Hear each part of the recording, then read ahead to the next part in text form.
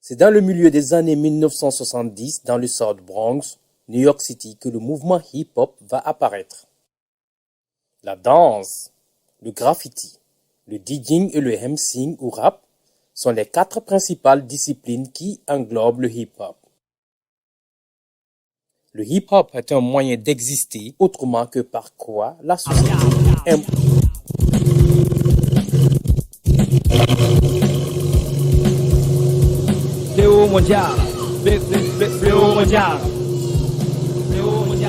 Qui dit hip-hop dit state. Alors donc, chacun de nous rêvait quand même des States. Quoi de plus normal.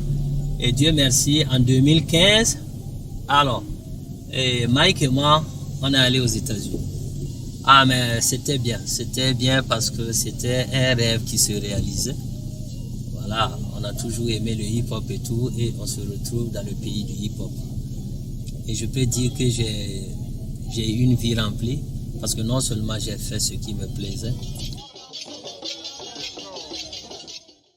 De la danse à la musique, tous prennent leur influence dans les cultures et traditions africaines.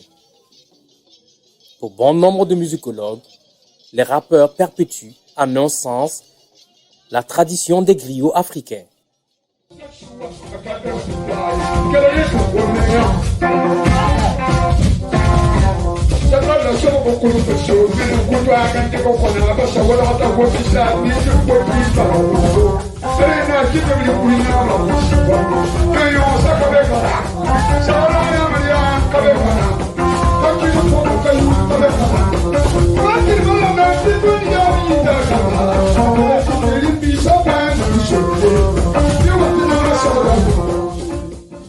Ces poètes et musiciens qui se décrivent et indiquent leurs conditions de vie.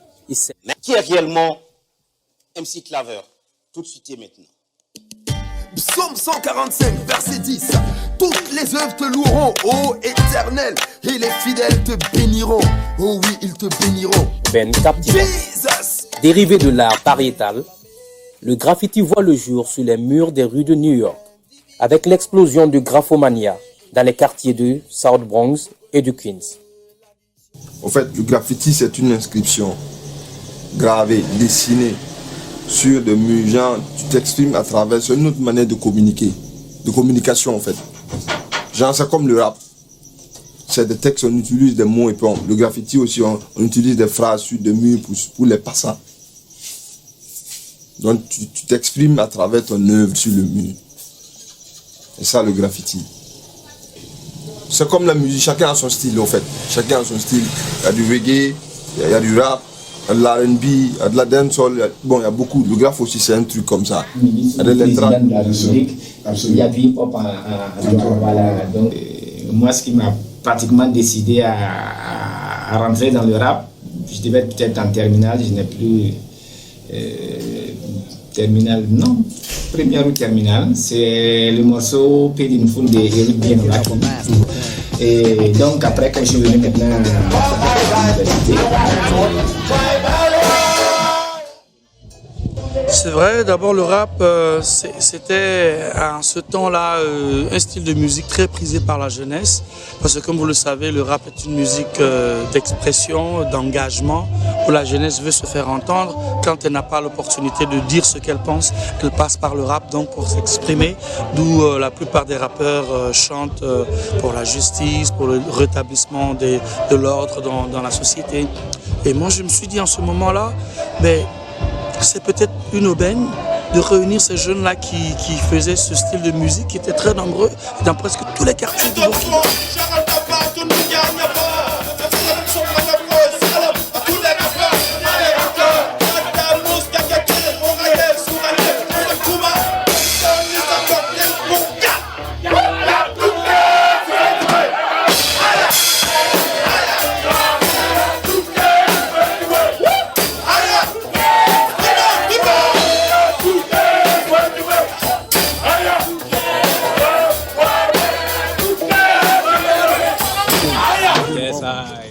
Moron. Yeah, en mode respect, très sportivement. Un vieux Moron maintenant. Ah, tranquille là. Yeah, pour ne pas vous dire, c'est le premier animateur de Burkina Faso. En mode hip-hop, c'est lui le premier à faire les shows hip-hop et tout ça en radio. Voilà. L'un des premiers. Yeah, l'un des premiers, on dira le premier. Il y avait Maestro Coco Jean. Ah, Coco Jean, yeah. Sur HFM. Ah, yeah. Voilà, donc, voilà. Lui Tranquille. aussi YP. Ah, Voilà. yeah. C'est un peu ça quoi. Par la suite. Yeah. Ben voilà, donc. Aujourd'hui, vous tenez la baraque. Ben, on essaie de prendre tes pas et puis voilà. Une fois belle manière d'ailleurs. Yeah. C'est propre, c'est tranquille. Tranquille, yeah. On aime bien ce que vous faites. Merci. C'est un mouvement qui ne va pas mourir. Ouais, c'est important. C'est vrai qu'il y a des hauts, il y a des bas. Voilà, qui nous ont ouvert la porte, qui nous ont donné de la force. Et aujourd'hui, nous, on est là.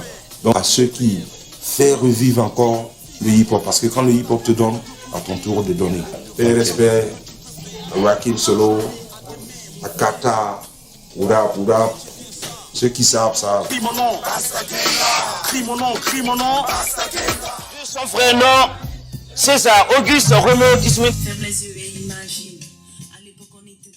Des premiers lyricistes, tels les Last Poets des années 1960, en passant par les premiers DJ Kool Herc, DJ Master Flash, Grand Wizard Theodore, Africa Bambaataa et la Zulu Nation. Tous pères fondateurs de ce mouvement hip-hop ont toujours cru à un retour aux sources africaines pour la libération des siens.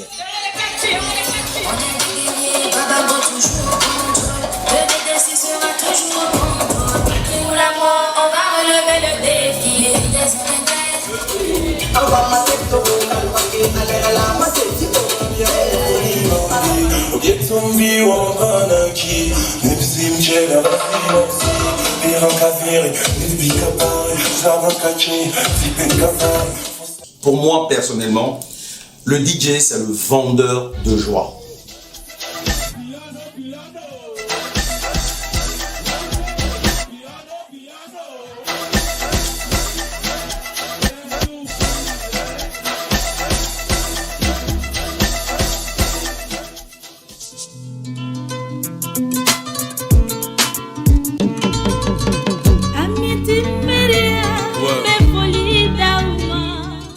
Plus d'une trentaine d'années de carrière, la diva de la musique burkinabé, Amity Myria, a donné autant de son amour à faire rayonner la culture burkinabé.